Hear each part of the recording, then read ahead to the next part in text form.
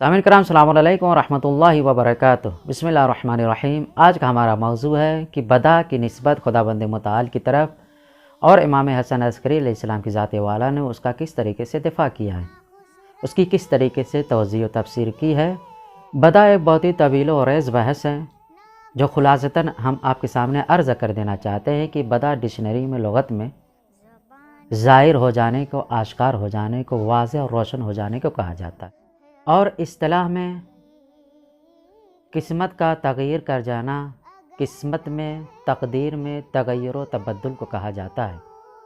مگر جب یہ بدا کی نسبت انسان کی طرف دی جاتی ہے اور خداوند متعال کی طرف دیا جاتا ہے تو اس میں فرق پایا جاتا ہے۔ جب انسان کی طرف دیا جاتا ہے تو اس کا مطلب یہ ہوتا ہے کہ اگر کسی شخص کے لیے بدا واقع ہوا ہے تو وہ شخص اس شے سے مجہول الحال تھا، جہالت کا پردہ اس کے اوپر پڑا ہوا تھا۔ جیسے کوئی شخص بزنس کرنے کے لیے اپنا تمام پیسہ کسی شے پر انویسٹ کرتا ہے، کسی شے میں لگا دیتا ہے اور اس سلسلے سے بزنس کرنا چاہتا ہے، مگر قبل ایسے کہ اس بزنس کو شروع کرے یا درمیانے بزنس میں اسے اس بات کا احساس ہو جاتا ہے، وہ شخص اس بات کی طرف متوجہ ہو جاتا ہے کہ اگر میں اپنے اس کام کو جاری و ساری رکھوں گا تو میں نقصان اٹھاؤں گا، مجھے ضرر کا سامنا کرنا پڑے گا۔ کیوں؟ جب اس کے سامنے دھیمے دھیمے بات واضح اور روشن ہونے لگتی ہے، ظاہر ہونے لگتی ہے، تو وہ اس نتیجے پہ نہیں، خدا نہ خواستہ میرا بڑھایا ہوا قدم صحیح نہیں ہے، لہٰذا وہ پیچھے ہٹ جاتا ہے۔ مگر جب یہی بدا کی نسبت خداوند متعال کی طرف دی جاتی ہے، اس کا مطلب یہ ہوتا ہے کہ خداوند متعال تمام شے کا علم رکھتا ہے، ہر شے پر وہ قادر ہے، مگر خداوند متعال کی ذات والا نے کسی مصلحت کی بنا پر اس میں تغیر و تبدل کر دیا ہے۔ کیوں؟ خداوند متعال ہر شے سے واقف تھا۔ خداوند متعال کی یہاں جہالت نہیں پائی جاتی ہے، اس کے یہاں کوئی بھی شے مجہول الحال نہیں ہے، اس کے یہاں ہر شے حضور رکھتی ہے، یعنی کہ تمام کی تمام اشیاء اس کے سامنے حاضر و ناظر ہے، بلکہ اس کے یہاں جو مصلحت ہوتی ہے اسی کے اعتبار سے خداوند متعال انسان کی تقدیر میں تغیر و تبدل کرتا ہے، اس کی قسمت کو بدلتا ہے۔ اور بہت سے ایسے انحرافات، بیجا رسم و رواج آپ کو مل جائیں گے جو ہر معصومین علیہ السلام کے زمانے میں پائے جاتے تھے، اور کچھ اسی طریقے سے امام حسن عسکری علیہ السلام کے زمانے میں بھی پائے گئے، جس کا دفاع امام حسن عسکری علیہ السلام کی ذات والا نے بخوبی انجام دیا ہے۔ تفسیر قرآن کے سلسلے سے بھی کچھ انحرافات اور خرافات پیش آئے تھے جس کا دفاع کیا مولا نے باقاعدہ، اور ان میں سے ایک انحراف یہ بھی پایا جاتا ہے کہ آپ کے زمانے میں بدا کی نسبت خداوند متعال کی طرف غلط طریقے سے دی جا رہی تھی، جس کو آپ علیہ السلام کی ذات والا نے واضح اور روشن کیا۔ جیسا کہ ہم رسول خدا صلی اللہ علیہ وسلم کے زمانے میں پاتے ہیں کہ جیسے ہی خداوند متعال کی ذات والا نے نماز کا حکم دیا تھا حضرت صلی اللہ علیہ وسلم کو، تو یہ کہا تھا کہ اے رسول تم اپنا رخ، اپنا قبلہ بیت المقدس کو قرار دو، اور کچھ اس طریقے سے قرار دینا کہ تمہارے اور بیت المقدس کے درمیان خانہ کعبہ کا وجود ہو، اور اگر یہ ممکن نہ ہو تو صرف اور صرف بیت المقدس کی طرف رخ کر کے نماز کو ادا کرنا۔ 13 سال تک سرزمین مکہ پر آپ صلی اللہ علیہ وسلم کی ذات والا نے نماز کو ادا کیا بیت المقدس کی طرف رخ کر کے، اور جب ہجرت کی ہے مدینے کی طرف، اور جب مدینے میں تشریف لائے ہیں تو مسلسل مدینے میں بھی آپ بیت المقدس کی طرف رخ کر کے نماز پڑھا کرتے تھے۔ مگر جب سرکش یہودیوں کو اس بات کی اطلاع ملی ہے تو وہ آپ کو طعنہ دینے لگے کہ یہ محمد کیسے نبی ہیں کہ جن کو اس بات کا علم نہیں ہے کہ کس طریقے سے نماز پڑھی جاتی ہے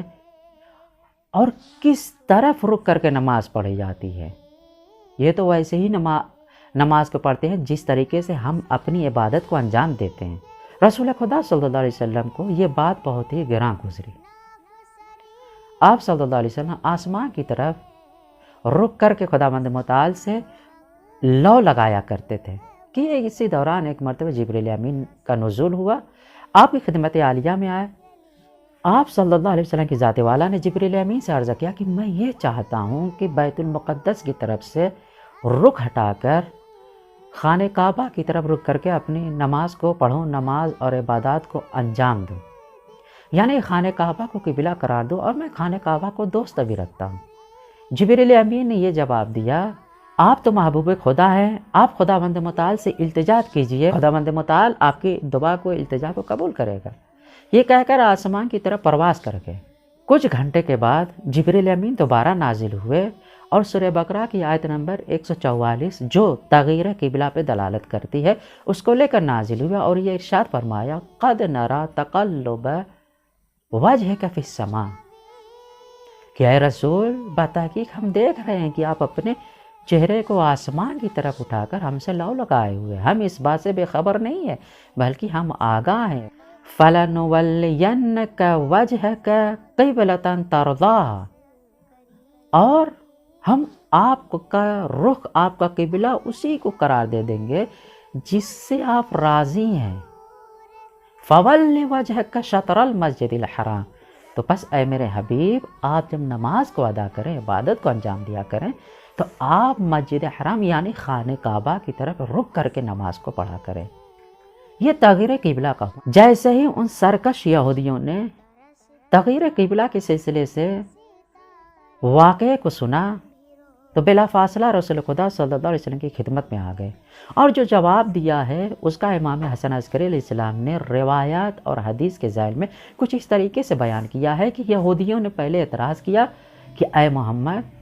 کیا آپ نے جو 14 سال تک بیت المقدس کی طرف رخ کر کے نماز پڑھا ہے، اور اب جو قبلہ آپ نے خانہ کعبہ کو قرار دیا ہے، جو خانہ کعبہ کی طرف رخ کر کے نماز پڑھیں گے، کیا جو آپ نے 14 سال تک بیت المقدس کی طرف رخ کر کے نماز پڑھا تھا، عبادتوں کو انجام دیا تھا، وہ حق پر نہیں تھا، یا ابھی جو آپ خانہ کعبہ کی طرف رخ کر کے نماز پڑھ رہے یہ حق پر ہے، یا یہ حق پر ہوگا یا بیت المقدس حق پر ہوگا؟ اگر بیت المقدس حق پر نہیں ہے تو وہ باطل پر ہے۔ آپ اگر یہ کہیں گے خانہ کعبہ کی طرف رخ کر کے نماز پڑھنا حق پر ہے، صحیح ہے، تو اس کا مطلب بیت المقدس کی طرف رخ کر کے نماز پڑھنا باطل ہے، یعنی وہ حق پر نہیں تھا، اور آپ 14 سال تک ناحق رہے، باطل پر عمل کرتے رہے۔ تو آپ صلی اللہ علیہ وسلم کی ذات والا نے اس کا جواب دیا ہے کہ نہیں، وہ بھی حق پر تھا اور یہ بھی حق پر ہے، اور خداوند متعال کی ذات والا نے اس آیت کریمہ کے ذریعے سے جواب دیا، قُلْ لِلَّهِ الْمَشْرِقُ وَالْمَغْرِبُ، کہ اے رسول کہہ دیجئے ان سے کہ خداوند متعال جن میں مصلحت سمجھتا ہے، جس طرف مصلحت سمجھتا ہے، چاہے وہ مشرق میں ہو یا مغرب میں ہو، اس کی طرف رخ کر کے عبادت کو انجام دینے کے لیے حکم دے دیتا ہے۔ اور امام حسن عسکری علیہ السلام کی ذات والا نے یہ ارشاد فرمایا کہ اس کے بعد رسول خدا صلی اللہ علیہ وسلم نے ان یہودیوں سے یہ سوال کیا کہ کیا تم خدا کی بنسبت مجھے اس بات کی خبر دے سکتے ہو، وہ خدا جو رات کو لے کر آتا ہے اور رات کے بعد دن کو لے کر آتا ہے اور دن کے بعد پھر رات کو لے کر آ جاتا ہے، یہ جو تغیر و تبدل ہو رہا ہے، یا ایک انسان کو بیمار کر دیتا ہے، بیمار کے بعد صحت و سلامتی عطا کرتا ہے، پھر صحت و سلامتی کے بعد بیمار کر دیتا ہے، یا ایک شخص کو زندہ کرتا ہے، زندہ کرنے کے بعد اسے پھر موت دے دیتا ہے، موت کے بعد پھر حیات دیتا ہے، زندگی دیتا ہے، یہ جو تغیر و تبدل ہوتا ہوا نظر آ رہا ہے، کیا یہ خداوند متعال کی طرف غلط ہے؟ تو ان لوگوں نے کہا نہیں، ایسا نہیں ہے، سب صحیح ہے، اس کی مصلحت کا تقاضا ہے۔ تو رسول خدا صلی اللہ علیہ وسلم کی ذات والا نے کہا کہ جو مجھے تغیر قبلہ کا حکم دیا گیا ہے، اس میں بھی خداوند متعال کی ذات والا کی مصلحت پوشیدہ ہے، لہٰذا اس نے مجھے بیت المقدس سے ہٹا کر خانہ کعبہ کی طرف رخ کر کے نماز پڑھنے کا حکم دیا ہے۔ اگر نتیجتاً اور خلاصتاً بیان کیا جائے تو اس طریقے سے بہت سے واقعات آپ کو مل جائیں گے، مگر جب خداوند متعال کی طرف بدا کی نسبت دی جاتی ہے تو اس میں مصلحت کا تقاضا ہوتا ہے، اور جب ایک انسان کی طرف بدا کی نسبت دی جاتی ہے تو وہ شخص اس شے سے غافل ہوتا ہے، اس کی یہاں جہالت پائی جاتی ہے۔ لہٰذا ہم خداوند متعال کی بارگاہ میں دعا گو ہیں کہ خداوند متعال ہمیں اپنے تمام احکام اور شریعت اسلامیہ پر بنحو احسن و اکمل عمل کرنے کی توفیق عنایت فرمائے۔